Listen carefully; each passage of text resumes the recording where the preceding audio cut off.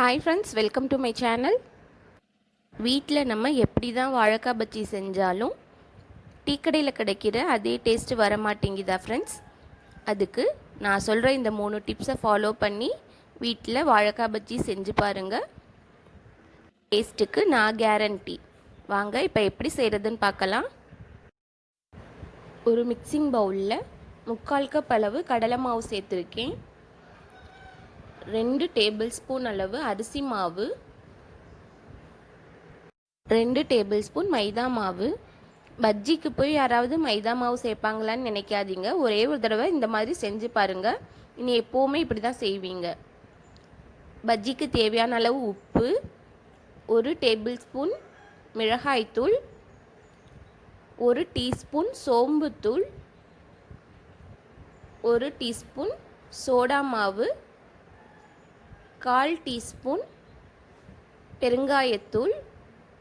இது எல்லாத்தையும் சேர்த்து நல்லா மிக்ஸ் பண்ணிக்குவோம். அவ்வளோதான், பஜ்ஜிக்கு தேவையான ட்ரை இன்க்ரீடியன்ட்ஸ் எல்லாமே சேர்த்தாச்சு. இந்த மாதிரி நீங்கள் வீட்டில் நிறையா குவான்டிட்டி போட்டு மிக்ஸ் பண்ணி வச்சுக்கிட்டா எப்போ பஜ்ஜி தேவையோ அப்போதைக்கு எடுத்து மாவை மிக்ஸ் பண்ணி பஜ்ஜி செஞ்சுக்கலாம் ஃப்ரெண்ட்ஸ்.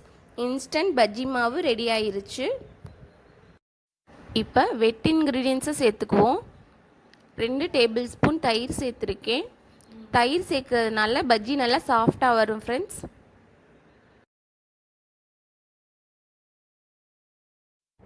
அதோட கொஞ்சமாக ஃபுட் கலர் சேர்த்துருக்கேன். ஃபுட் கலர் ஆப்ஷனல் தான் ஃப்ரெண்ட்ஸ், தேவையில்லைன்னா ஸ்கிப் பண்ணிடுங்க. நான் வீடியோக்காக சேர்த்துருக்கேன். இப்போ கொஞ்சம் கொஞ்சமாக தண்ணி சேர்த்து இட்லி மாவு பதத்துக்கு நம்ம கரைச்சி எடுத்துருவோம். மாவு ரொம்ப தண்ணியாகவும் போயிடக்கூடாது, ரொம்ப கெட்டியாகவும் வச்சிடக்கூடாது. பாருங்கள், இந்த மாதிரி கன்சிஸ்டன்சியில் இருக்கணும்.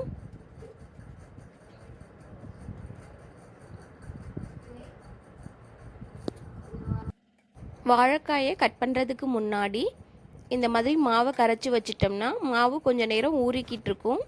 பஜ்ஜி நல்லா ரொம்பவே சாஃப்டாக வரும் ஃப்ரெண்ட்ஸ். இப்போ 2 வாழைக்காய் எடுத்திருக்கேன். இதை மேலேயும் கீழேயும் கட் பண்ணிவிட்டு தோலை இந்த மாதிரி சீச்சு எடுத்துக்கவும். ரொம்ப சுத்தமாக சீச்சு எடுக்கணுங்கிறது அவசியம் இல்லை. அதுக்கப்புறம் வாழைக்காய் சீவுறது ரொம்ப நைஸாக சீவாமல் ஓரளவு தடிமனாக சீவுங்க ஃப்ரெண்ட்ஸ். அப்போ தான் பஜ்ஜி நல்லா இருக்கும். பஜ்ஜி செய்கிறதுக்காக எண்ணெய் சூடு பண்ணி வச்சுருக்கேன்.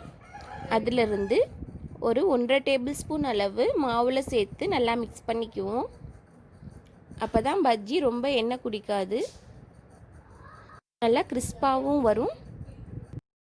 சீவி வச்சுருக்க வாழைக்காயை இந்த மாதிரி 2 பக்கமும் நல்லா டிப் பண்ணி ஆயில் 80% ஹீட்டாக இருந்தால் போதும் ஃப்ரெண்ட்ஸ், ரொம்ப ஹீட்டாக இருக்கக்கூடாது. அப்புறம் வெளியில் சீக்கிரமே செவந்துடும், உள்ள வாழைக்காய் வேகாது. அதனால் மீடியம் ஃப்ளேமில் தானே வச்சுக்கோங்க.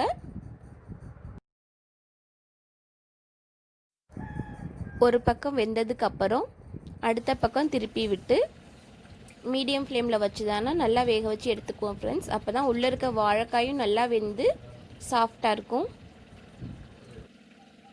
அவ்வளோதான், நல்லா வெந்துருச்சு. இப்போ பஜ்ஜியை வெளியில் எடுத்துக்குவோம்.